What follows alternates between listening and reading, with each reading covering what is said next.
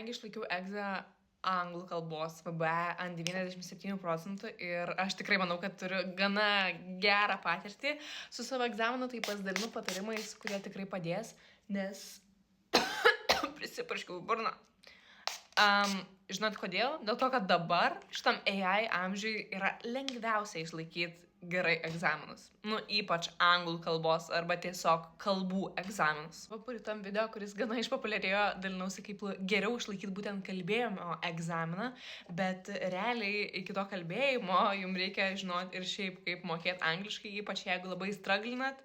Tai aš pasidalinsiu tokiais keistais tipsais, kuriuos tiesiog pastebėjau paties egzamino metu.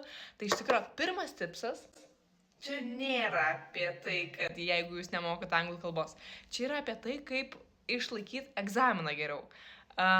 Egzaminas nebūtinai reiškia, kad jūs mokat anglų kalbą tobulai, nes aš tikrai manau, kad mano klasiai buvo tokių žmonių, kurie mokėjo geriau negu aš, bet galiausiai aš gavau daugiau balų negu jie.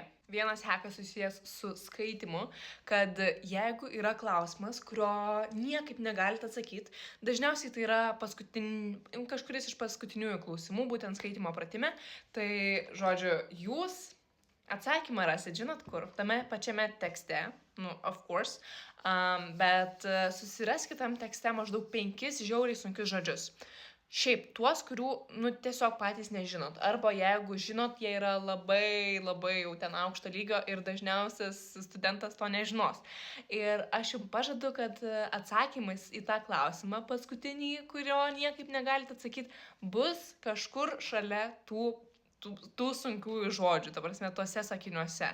Tai šitas tikrai yra tiesa. Antras tipsas dabar jau apie listeningo užduotį, kad būtinai pasižymėkit visus raktažodžius, ta prasme, kai tik tai klausot patį pirmą kartą, ant savo paties juodraščio kažkur pasižymėkit, ar tai skaičius, ar tai datas, ar tai vardą, ar tai ten koks būtų spellingas, žodžiu, visą laiką būkit pasiruošę tam.